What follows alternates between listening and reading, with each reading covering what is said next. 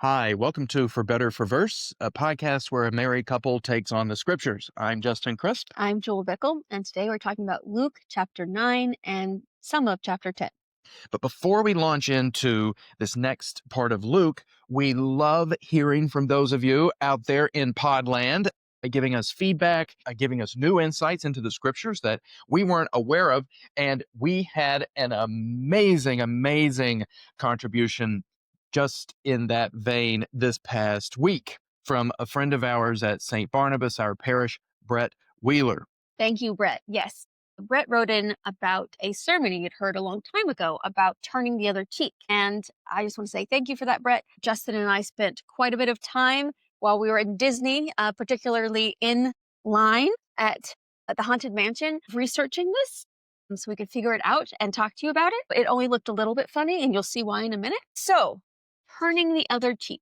What Brett had heard was that it was actually sort of a sign of resistance, passive resistance to turn the other cheek, right? So Jesus saying this was not just saying, take a hit and then take another hit, but there is something sort of more powerful going on. So we did some research.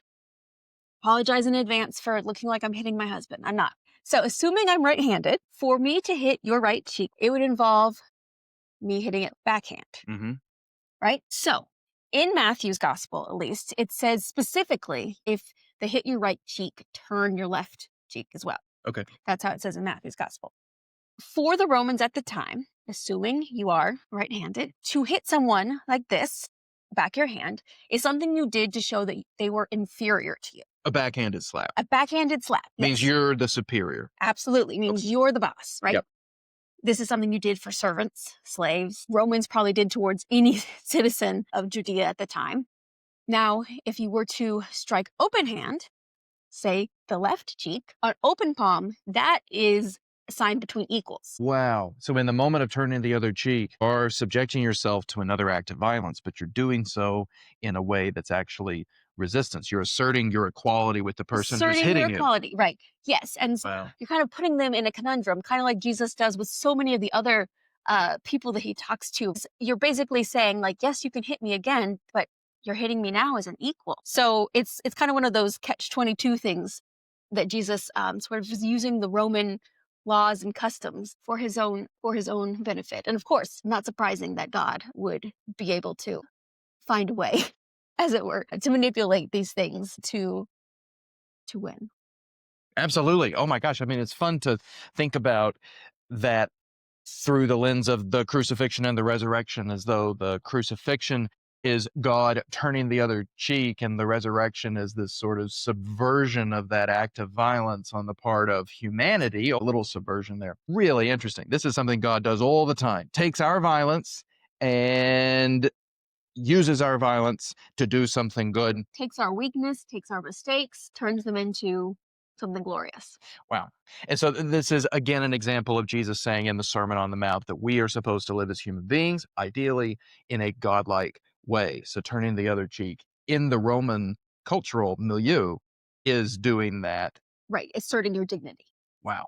Hey, thanks so much to Brett Wheeler. For those of you who are watching the podcast on YouTube, you'll see we're wearing our Mickey Mouse ears. Just to say we did, as Jewel mentioned in passing, have a wonderful week at Disney World last week with our 1-year-old Beatrice, who will probably never remember anything, but we got some fabulous photos. These Mickey Mouse ears are a little call out to the fact we were in line at the Haunted Mansion when I was reviewing Brett's email and we were, pantomiming, slapping each other. Let me just say, people did not react nearly weirded out as much as they should have. By the fact that I was like, hold still. Hold still. Hold still. They should have maybe been a little more worried about me. Yeah. Oh my gosh. We had a wonderful time away. We're glad to be back and grateful for you, Brett. Thank you so much. So launching into this week, there is so much going on, and Luke is taking many different sources. At least he's taking the Gospels of Mark and Matthew and whatever Luke himself has access to that Mark and Matthew did not. And he is splicing these things together. And so you cover a lot of content, particularly Jesus's teachings and sayings in the midst of the highlights of his journey to Jerusalem, which we will talk about in a moment. We start out with Jesus giving the 12 apostles the power to heal diseases and to exorcise demons. We get a little exchange with Herod Antipas, the tetrarch of Judea. We get a lot of conversation between Jesus and his disciples over the course of these 2 chapters about his identity as the Messiah, aka the Son of Man. We get some stuff about taking up your cross and following me. We get the famous story of the Transfiguration. We get the disciples arguing among themselves about who is the greatest. We get Jesus setting his face towards Jerusalem, which means to set his face toward his death. And we get the appointment of 70 or 72, depending on which ancient manuscript you prefer. 70 folks, 70 followers of Jesus who are going to go out with the power to heal and to exorcise demons, all of which they are really stunned by and they are really supercharged about. But Jesus has a little catch. So, Jewel, do you want to start us out by talking about Jesus appointing just the 12 disciples and giving them this power and authority? Absolutely. So, first, as we talked about last week, Jesus has a lot of people following, not just 12, right? He has a whole group. Now, the 12 are his closest friends. And so here he is with his 12 closest friends, and he is giving them power and authority. He's saying, go out and do this. And it's very interesting. If you look at what he says, take nothing with you, whatever house you stay there, shake your feet off, dust off your feet for places that don't accept you. Go and bring the good news. I also think it's interesting to know, at least here, that he does give them power and authority over demons. In a few pages, we will look at 70 or the 72. He doesn't actually technically give them the power or authority to cast out demons, but they end up having it. Interesting. So that's just kind of a fun little tidbit there. But the 12 do get this power. Yeah. And that means everyone's going to start talking about this. There's not only one guy out there performing miracles, but now his whole crew. And so word gets back to Herod. Yeah, and Herod, it says, this is chapter 9, verse 7. Herod the ruler heard about all that had taken place, and he was perplexed, because it was said by some that John the Baptist had been raised from the dead, by some that Elijah had appeared, and by others that one of the ancient prophets had arisen. And Herod said, John I beheaded, but who is this about whom I hear such things? And he tried to see him. It doesn't give us any more than that. We assume that Herod tried to see Jesus and that he did not, because we never get a kind of great confrontation between Herod and Jesus at this stage in the Gospels. I want to slow down on John and Elijah. Why is it that as Jesus's movement spreads and Jesus sends out the 12 to do the works that he has been performing heretofore, Herod is hearing rumors that Jesus is John the Baptist reincarnate, or that he is Elijah reincarnate? Both John and Elijah were considered by the Jesus movement to be the forerunners of the Messiah. Elijah is explicitly spoken about in this way by the prophet Malachi in the Old Testament. Elijah is the forerunner. John the Baptist was said by Jesus to be his Elijah, his forerunner. Now, we've talked in previous weeks about how there was a chance John the Baptist was the Messiah, and that there was a pretty large group of people hanging around ancient Israel and Judea who probably thought John was. Exactly. So for John and Elijah to be cited here by Herod as, who Jesus is reincarnated as, is to say that Jesus is special, but Jesus is not the Messiah. Jesus is the forerunner.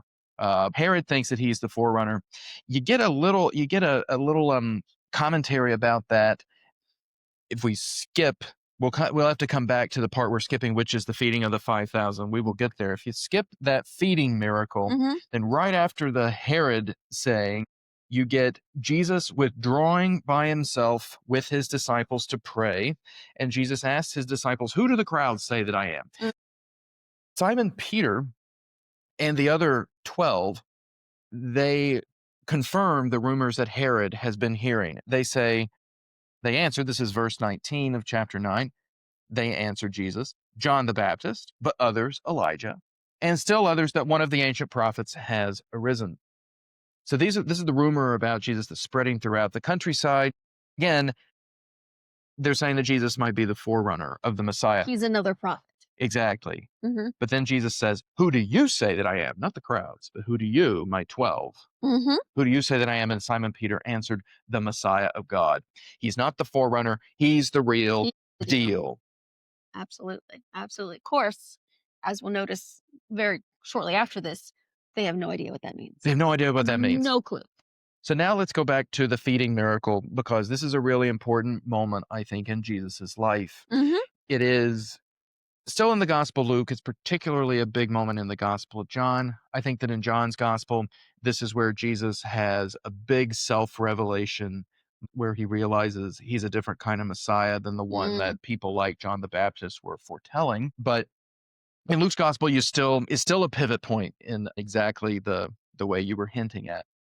So the day is drawing to a close, says verse 12 of chapter 9. And the 12 came to Jesus and said, send the crowd away, because we basically need to get some rest.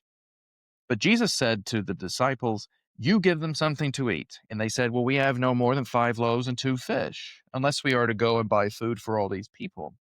For there were about 5,000 men, it said. And he said to his disciples, make them sit down in groups of about 50 each. And they did so and made them all to sit down. And taking the 5 loaves and the 2 fish, he looked up to heaven and blessed and broke them and gave them to the disciples to set before the crowd. And all ate and were filled. And what was left over was gathered up, 12 baskets of broken pieces. This incredible feeding miracle.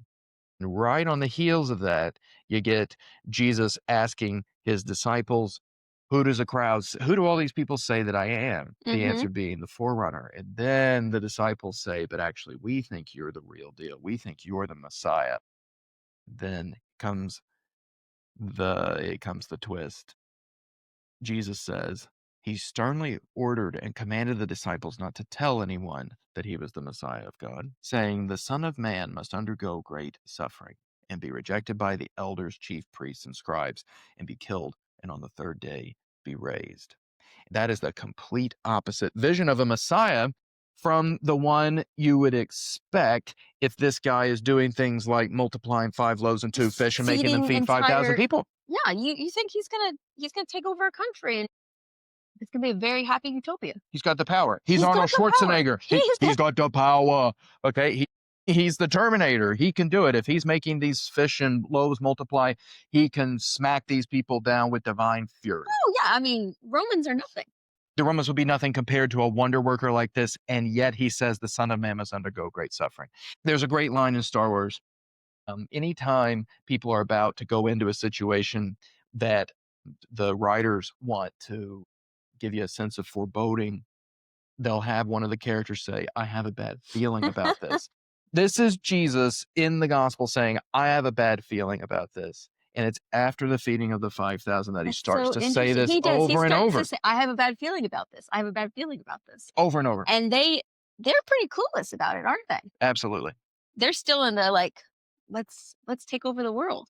Yeah, no, I think that's so Peter's saying the Messiah, you are the Messiah of God, right? That is a big difference from everybody else. Everyone else is just saying he's another prophet. We're still waiting for the Messiah. Peter says, you are the Messiah. But what kind of Messiah? That is something that they think the Messiah is going to be a savior literally from the Romans, a political savior, as it were. And so for the next thing for him to tell them that he's going to be rejected by his own people and killed and then raised again, it just doesn't click. Totally. And he has these, I have a bad feeling about this, moments with the disciples repeatedly in the course of the coming chapters. He right after he tells them that the Son of Man must undergo great suffering, he says, if any of you want to become my followers, you have to deny yourself and take up your cross daily and follow me. That's got a lot of foreboding to it. Absolutely. Then we get this incredible story of the Transfiguration on the Mount, which perhaps we'll come back to in a moment. It's this great miracle where Jesus' divine identity is really put on display. There's Jesus healing a person who's possessed by an unclean spirit.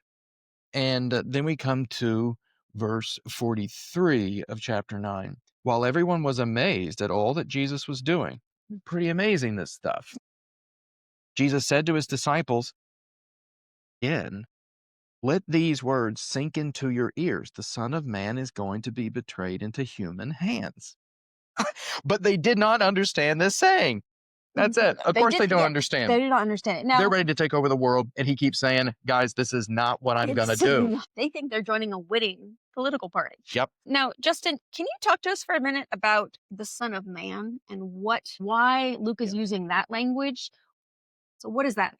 So the Son of Man is a term from the book of Daniel. Daniel is an apocalyptic book at the end of the Christian Old Testament or the Hebrew Bible. Daniel depicts the end times, as it were, the consummation of God's kingdom, God's end game for God, the world, and everything. We have another apocalypse in the book of Revelation in the New Testament. Daniel is an Old Testament apocalypse, and it's concerned with this Messiah figure, and it calls the Messiah by this title, the Son of Man.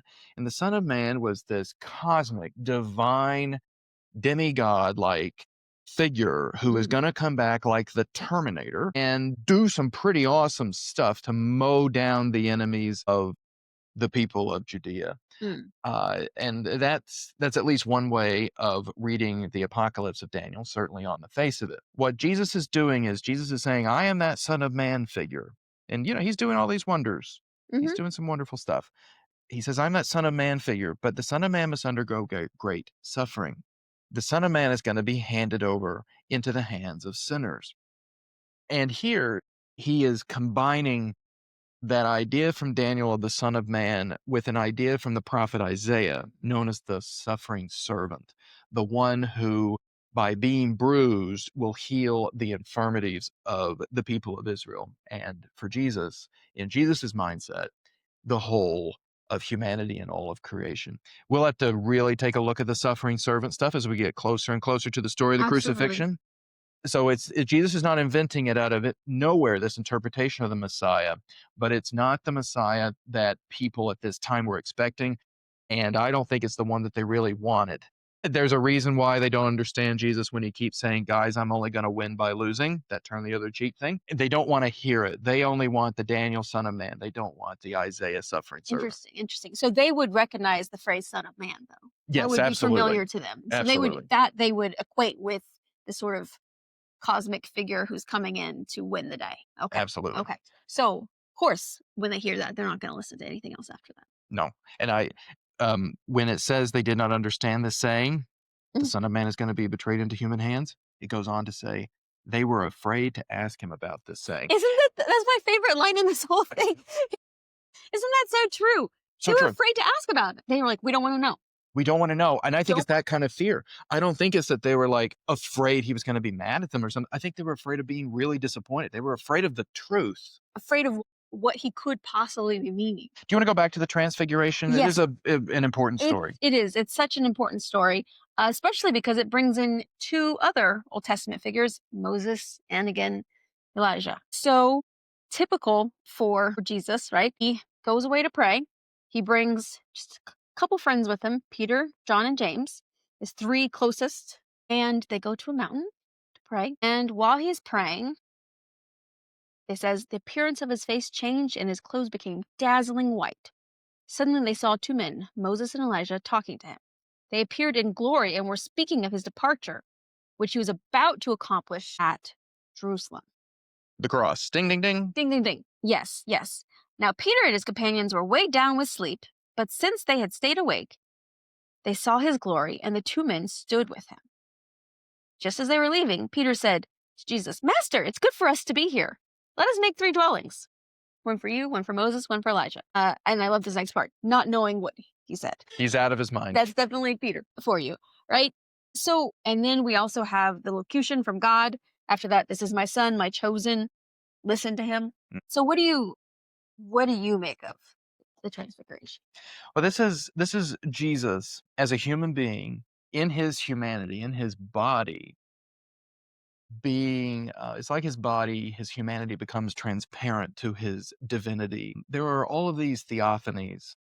That's a word from a couple of podcasts ago. These appearances of God in the Hebrew scriptures in the Old Testament, and they're often meteorological. Actually, they're often about like explosive, awe-inspiring weather. There's lightning, there's thunder, there's all of this wondrous Shooting natural stuff. stars. I mean, something. Absolutely. All of creation is just like exploding with awe and wonder whenever God shows up. And this is happening through his body, such that the appearance of his face changed and his clothes became dazzling white.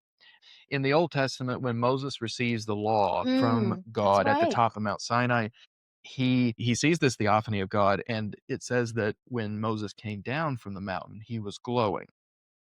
It's like the glory of God kind of stuck to him. He got sunburnt by the glory of God. Here, Jesus is glowing from the inside out. It's nothing is stuck to him like Moses. Moses was on the outside looking Moses. in. Hmm. Jesus, the light is coming from inside of him. He is the sun. He's not getting sunburnt. And the only other thing that I notice here is the bit about Moses and Elijah. This is a call out to the law, aka the Torah, and to the prophets, Hmm. Elijah being a prophet. The three divisions of the Hebrew Bible or the Old Testament are the law, the Pentateuch, the first 5 books of the Bible, Genesis, Exodus, Leviticus, Numbers, and Deuteronomy, and the prophets and the writings, the wisdom writings, books like Proverbs, books like Hmm. Ecclesiastes, books like the Psalms, and so on. And so Jesus here is talking with these two figures who are icons of the Hebrew scriptures, not the writings, but the law and the prophets. And that's, I think, another kind of shout out to he is the God of Israel made incarnate. It's the glory of the God of Israel, the God of Abraham, Isaac, and Jacob, of Moses and Elijah, the God of that story, those scriptures, that is now glowing from out of him. Absolutely. I think it's also interesting to note that they were speaking with him about his departure, that is what he was going to accomplish in Jerusalem. Mm, And I think that you could also take this to say basically that the Old Testament, Moses, and the prophets are pointing towards him and yeah, pointing towards this interpretation of a Messiah, absolutely. even if everybody else seems totally confused by it. Yeah. That's really, really good.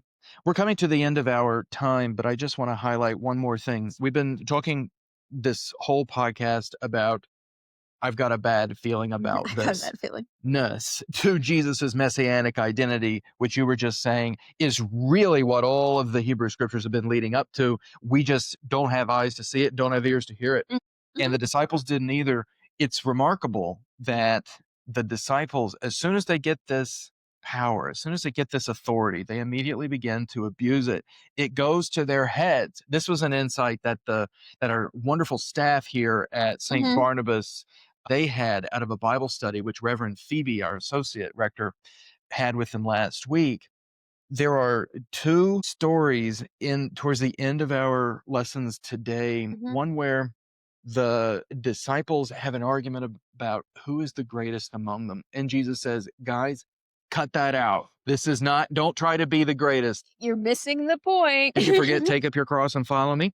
And the second is that the disciples see some other people, not of their party, not of their group, going out and healing people and exorcising demons in Jesus's name. And they say to Jesus, we went to those imposters and we told them, cut it out. You're not a part of the official Jesus movement. We didn't give you our stamp of approval. You don't have the shirt. Exactly. And Jesus tells them, guys, cut that out. Anyone who is not against you is for you. And so you've got the disciples, as soon as they get this divine authority, as soon as it is given to them to heal, they they try to they try to become the world takeover agents that Jesus refuses himself to become. Mm. They are still caught up in this idea. Power. They want the power. And they're like, I have a little taste of it. So like, let's go. Tell everyone what to do. And the truth is, the only way that God's power works is by renouncing power in the end. And with that, I think we have to go for this week. It is action packed, and we begin next week with the parable of the Good Samaritan. So it's going to be even more action packed. Even more. We're on our way to Jerusalem, on our ways to the cross, on the way to the pinnacle of all this story and the pinnacle of the whole universe. Thank you for being along for the ride. Like, share, click, subscribe, however it is that you get your podcasts, and help us to share the grace of the God of the Bible with a world that greatly needs him. In the meantime, God bless you.